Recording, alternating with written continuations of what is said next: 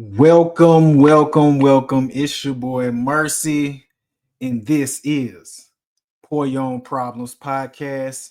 It's been a minute, and I just want to say thank you to the fans. Thank you to all my supporters, hitting me up in my DMs saying, man, when you going to bring your podcast back?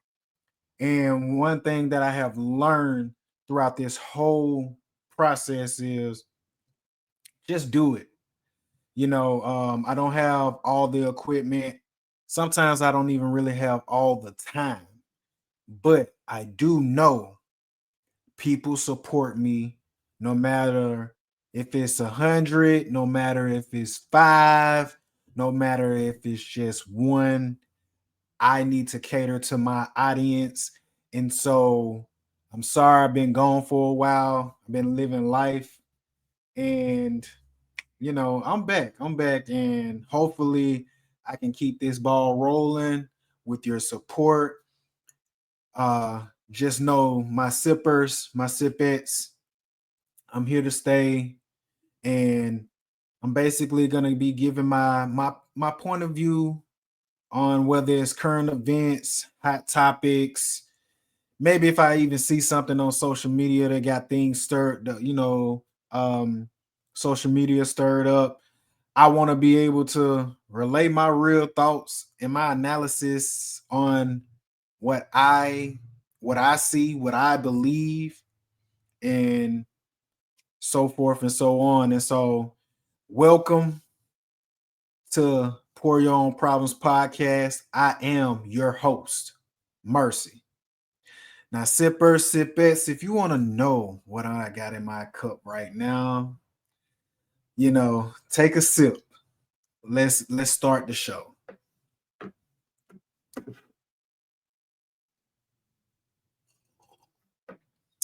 Woo. Mm, mm, mm, mm, mm, mm. It's already that type of day. And so let's start with let's see how this thing actually operates. Let's start with something. And yeah, we're gonna keep it rolling, man. We're gonna keep it rolling.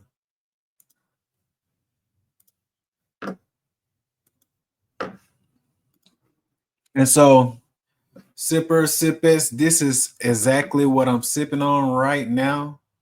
You have the Jack Daniels Tennessee whiskey. And of course, I do have my aqua. So, like I say, hey, whatever's in your cup, I don't care if it's coffee, tea, water, whiskey, beer, whatever's in your cup. Remember, pour your own problems. I can't do it for you. So let's get on with the show. Um, let's talk about this, this fake outrage. Uh, you know, I just really believe that our society as a whole, it's like every time something comes out, we immediately jump out the window. Is as if we didn't expect it, and it's it's like people just want to latch on to information, or be the first one to have the information, and then you have the other side where people want to comment. They have to comment because they don't want to be left out. They don't want to be the one that didn't uh make a comment, that didn't respond to whether it's social justice, it's or this alleged murder, this alleged thing that's going on. And so I just believe that a lot of people operate with fake outrage. Like you knew that was coming. or you didn't know that was coming, and you wouldn't respond if you seen this stuff happen on the street in front of your face. You wouldn't say a word. But now that you're on this platform, and just for the likes, the comments, I feel like a lot of people operate to show fake outrage. And it's kind of, in my opinion, it's kind of disgusting. I really don't like it. I just think it's like, I just think it's fake. It's, it's like going back to high school, going back to middle school, so forth and so on. And that one person that, like, say you having a conversation with somebody or in a group setting, and that one person always has to try to get like their be a part of the conversation. And that's what I feel like is going on in our society. Everybody wants to be a part of the conversation. And I don't know what it may be. Maybe it's because you may feel like you're gonna be lost.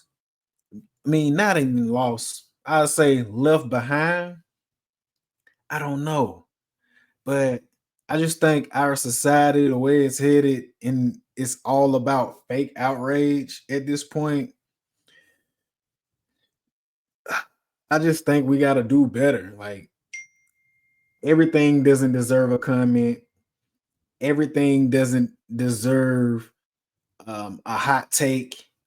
Everything doesn't um, even individuals. Certain individuals do not need the publicity, and so that's what I have on that topic for is fake outrage. I just think it's kind of ridiculous. Um, it's getting really it's very saturated. It's really sad to see people, you know, you know, crash out just for just for um just for a like, just to be just to make a comment, you know what I'm saying? And so, you know, leave in the comments how y'all feel about it, what y'all think about that topic on fake outrage. You know, we can elaborate, we can go even deeper. So just whatever it is, let me know what y'all think. The next topic I wanted to discuss was being judged or being persecuted by the court of public opinion. And so, looking at the case with P. Diddy, with Jay-Z, um, and others, and not even just on a mainstream or a celebrity point of view. I just believe that we're in our country, have we lost it? Um, and I believe it's like, did we? I mean, like, what happened to being guilty and to proven innocent? And the reason why I say this is not because they're they're celebrities. It's not because they have money or anything like that. I think about the common man, and I think about guys that I know personally, or just individuals personally that I know that have that careers was on the line, that have been accused and lost everything just to find out whether it went to court or not. um that it wasn't a thing, it wasn't true, nothing, everything about the whole situation was fabricated. And so, I understand, like, you know, the transition of social media and how that propelled sorry propelled our world in to put things on a display. But I believe that putting everything on display has a consequence to it. And I don't believe you should necessarily judge somebody or condemn somebody simply for um over an allegation or condemning them in the court of public opinion. Say, like, I mean, and the best example I can give to you is two recent cases. So you have the YSL case trial that's been going on, and you can see the buffoonery and the foolishness of the prosecutors in that case, and you can see that, do I believe that everything was necessarily people were necessarily innocent? No, but I don't believe that these people did the things that the prosecution alleged they did. But honestly, it was no evidence of anything going on. You can only find it was everything was based off alleged and what they believe to be fact, not facts. You see what I'm saying? And I can go a step further. When we had the Johnny Depp trial, it was underlining the same principles. Like, he was condemned, he lost money simply because of public perception of what people thought he did, what information that was um put out to the masses on him that people believed. And then then he finally gets to court and has his day, he's proven innocent. So I got a big problem with that. And I'm not saying, like I said, I'm not saying it because of these are celebrities or people that we look up to. I'm only saying it because if the millionaires and billionaires or whatever the case may be, the celebrities are having these issues, what does the everyday person have to deal with? Just imagine your family members on a lower scale, basic income level, regular 9 to 5 job. How would they combat this? You already see that these celebrities can't even combat it. So what makes you think the average person will be able to combat the court of public opinion and actually win? You know, and so I really think that we're treading on a slippery slope as a society, and I think that we got to change that. We got to change that because it can be your sister, your brother, your husband, your wife. So I think we got to your children. So forth and so on. So I think that we really need to tighten up and look at it and change the perspective and the narrative of that. And right now, sippers, whatever you got in your cup, remember, pour your own problems. I can't do it for you.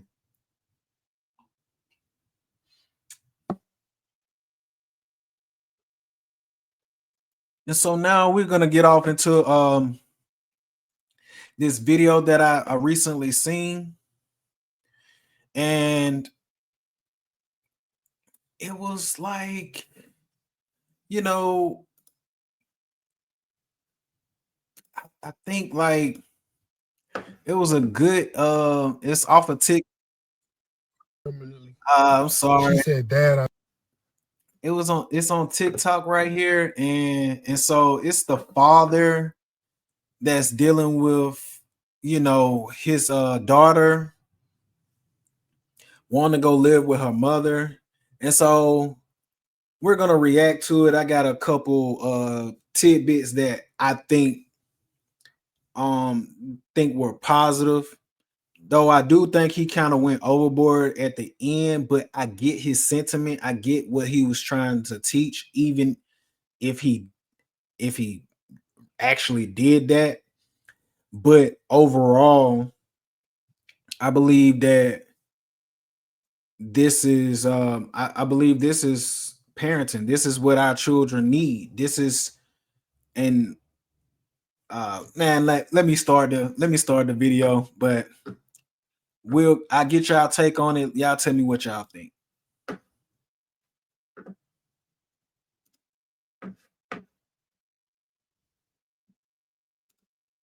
My daughter went to go move with her mom permanently.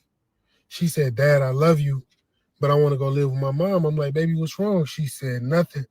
I just feel like you way too strict." I'm like, "You 8 years old. Like, it's just certain stuff you can't do." She said, "I get that, but I want to go live with my mom." I'm like, "Baby, your mom don't have the finances to take care of you, which is why you live with me." She said, "Dad, money ain't everything." I'm like, "Well, what is then?" She said, "Freedom." Say less.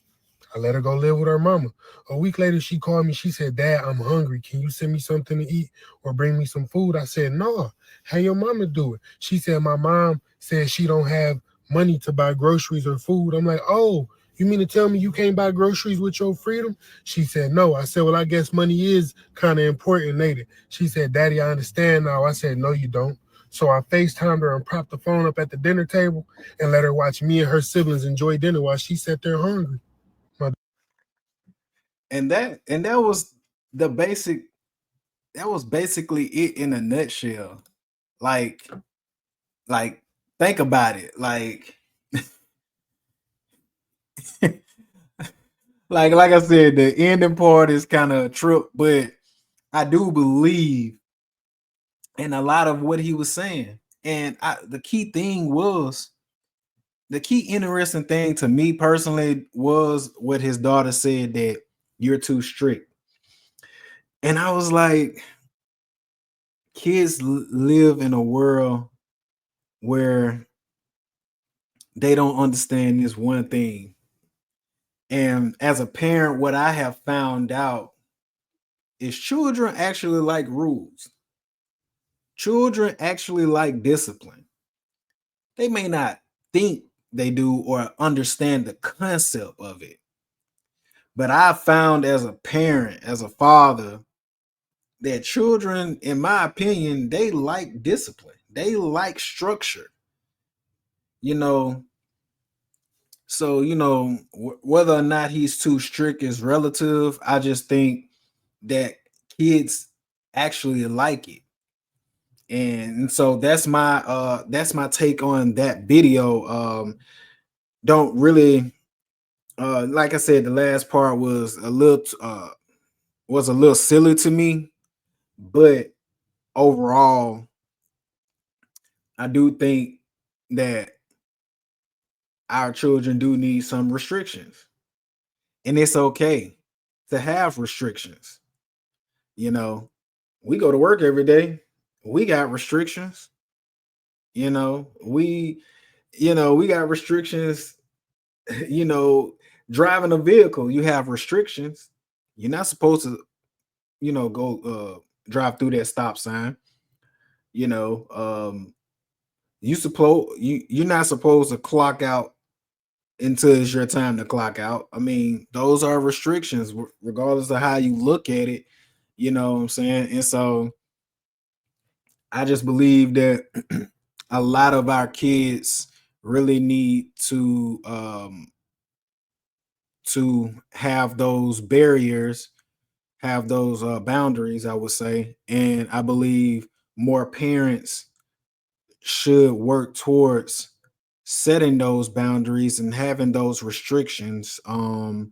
Just seen where the governor of Florida is limiting, I think, the age to be on social media to 14.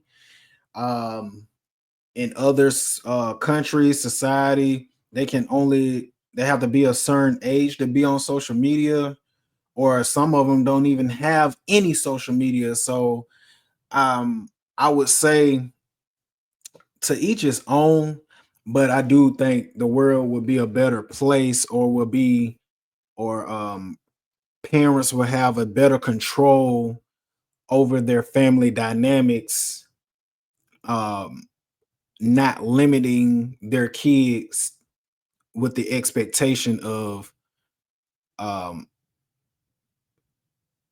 not being held accountable. And so I think having restrictions are good. I believe having boundaries are good. And I think that really teaches them or helps them see the real world for what it is. Um, I don't think that you should limit your children on um, any experiences. And I'm not saying that you just purposely push a narrative to them in that aspect, but I am saying that we have to raise them and not let society raise them, because once society gives them a taste, they'll never be the same, in my opinion. And so that's how I feel about that. And so now I want to get off into a couple movies that I've seen recently, and I'm gonna give you my grade on these movies. So bear with me. Let's see what I got. And so the first movie that I recently just seen was Speak No Evil with James McAvee. And I will say, at first, it wasn't very appealing. Um, but it was a great job. It wasn't slow, but it wasn't fast. And everything that happened in the movie, it just really pissed you off. It just really made you like, come on, man, come on, like, stop it, like, y'all ain't gonna leave. And so I think this was a great movie to check out if you haven't checked it out. I give it a B plus. And so let me go to the next movie that I recently seen. And that movie was Subservience. And believe it or not, this is, I would say, Megan Fox's best movie in my opinion.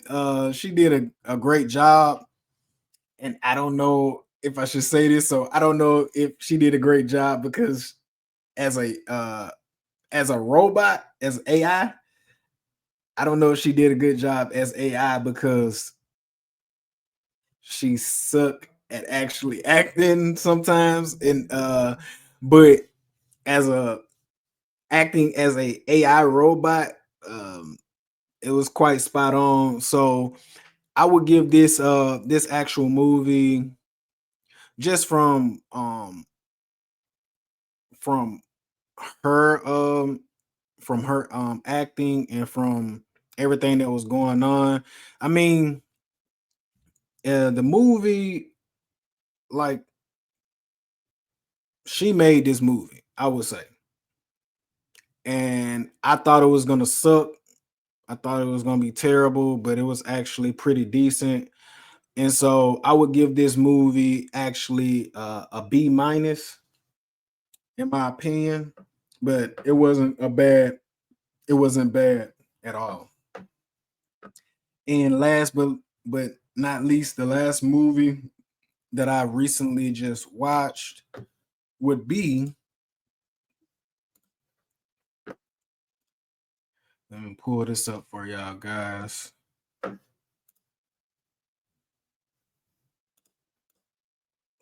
The last movie I just watched was recently was Don't Move. And outside of the this movie just half of the movie really pissed me off, to be honest with you. But I would say Netflix, hey, it was a good movie. It did good. And I would also give this movie, I would also rate this movie a B minus. This girl gets paralyzed. So I'm not gonna tell you the movie. I don't tell movies, so I probably should have put that disclaimer out there in the beginning. But I don't tell movies, but I will rate them and I will give them out to you. But this movie, I would definitely give this movie also maybe a C plus. It was better than I anticipated, and I thought it was